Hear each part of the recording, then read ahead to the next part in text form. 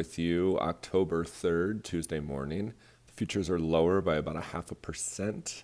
The 0DT expected move the last 2 days has been around 0.6%. So we're covering almost all of that ground pre-open. Expect that 0DT expected move to stay around the same. Normally it would come in a little bit right on the open, but with a move already equal to how options closed last night, expect that to be around at least 0.5% for the rest of the day, dependent on what the market then does after the open. The VIX and vol is higher than it has been, and it's certainly higher than where we've seen it this summer, but it is only about 18 right now.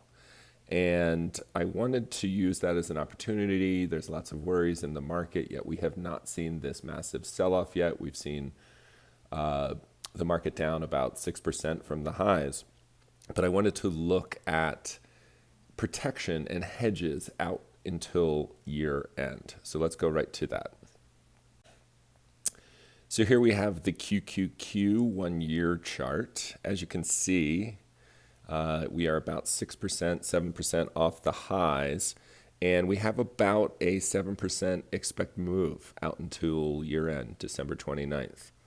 That is 21 IV, which isn't ridiculously high. It's not ridiculously low like we saw over the summer, but we are not in any sort of panic mode yet in implied volatility, obviously, even with this sell-off.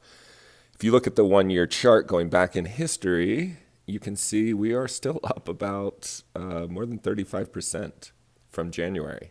So this pullback has not been enough to cause major damage to this massive rally that we've seen in 2023 up until this point. So for those that are looking out to year end and maybe a little worried about their portfolio, looking for some hedges, for some protection, Qs is a nice place to start because of that big percentage rally throughout the year. So looking out to December 29th, we've got that expected move level of 336.02, which would take us not even a 50% retracement of that rally, but an interesting level that options are pricing. So let's look at a couple of put spreads actually.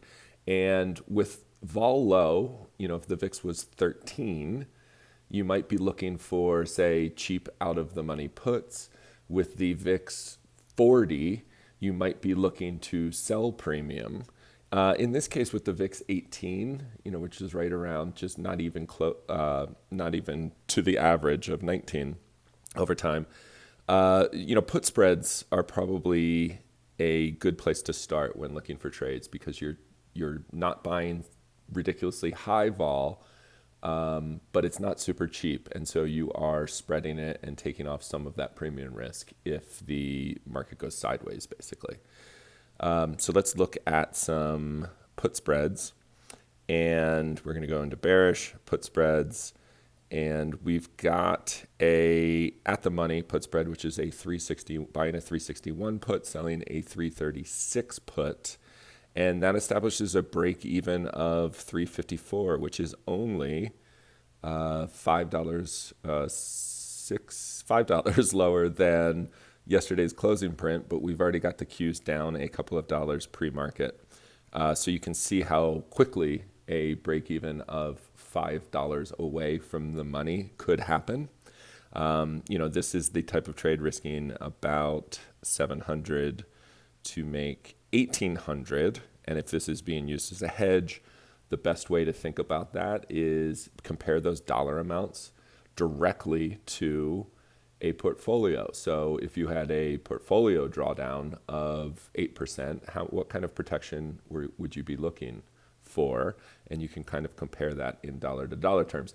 Now, obviously, you're looking at your max risk of a trade like this to see, all right, well, if the market does not go down and it goes higher, it goes sideways, how much was I willing to risk for that protection? How much of my upside of a portfolio was I willing to give up for that? Let's then look at some very far out of the money. So this is a put spread of 336, 335 out of the money, risking 20 to make 80. So in this case, this is one of those types of trades. And, in this case, it's only a dollar wide, and you might want to be a little wider on an out of the money put spread like this. But this is down at the expected move. This is the type of level that you would be looking for as a disaster hedge in the case that, the market went down and suddenly got crashy into year end. These are the types of levels that you would be looking at to say, I can absorb 5% down, I can absorb 7% down. But if the market went down 15 to 20%, I'd be really worried. And, these are the types of levels that you would be looking for in a case like that. So the best way to look at these are your break evens and then the comparison of dollar amounts versus a rough estimate of what a drawdown would look like in your portfolio. Now, that's very difficult to do the beta of every individual stock, but you can get a rough estimate by how the market has been moving recently, how the Qs affect your portfolio. If the Qs are down 1%, what does your portfolio do? If the SPY is down 1%, what does your portfolio do? And you can sort of get a good feel of that over time. And then obviously there's some other models you can use.